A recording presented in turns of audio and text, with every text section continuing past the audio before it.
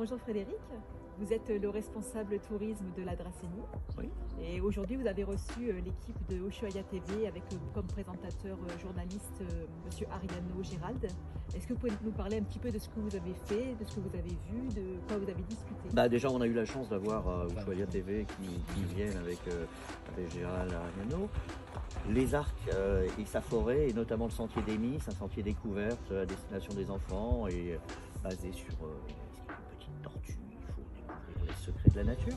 Et aujourd'hui, c'était Trans-en-Provence avec un travail sur l'eau, la nature. Alors pas orienté uniquement sécheresse, mais captation de l'eau. Ici, nous sommes sur le site du puits aérien.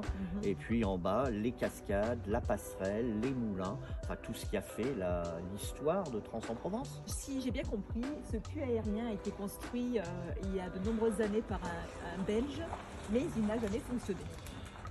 C'est une histoire belge. Effectivement, 1928, il y a un congrès sur l'eau à Alger.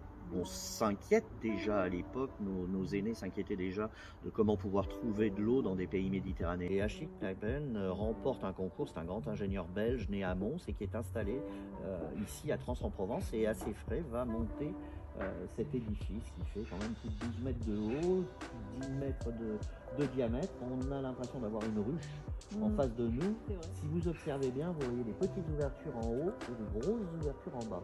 En fait, on capte l'humidité de l'air, le flux d'air rentre par le haut, ressort par le bas et est censé se déposer sur des ailettes sur un puits aérien. Le puits aérien est en fait à l'intérieur. D'accord. Mais alors pourquoi vous l'avez gardé?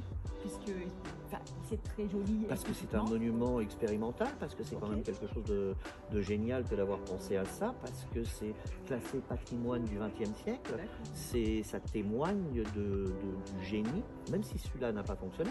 La différence de température, en fait, c'était faire de l'eau avec la nuit. La nuit, ici, à Trans-en-Provence, en été et même en hiver, les amplitudes dans la nuit ne sont pas si importantes que ça. Il aurait fallu des amplitudes de 15-20 degrés pour que cela fonctionne. Cela fonctionne dans d'autres régions du monde. Actuellement, même ici, vous voyez les araignées en été font des toiles d'araignées qui sont horizontales et pas verticales pour capter l'humidité.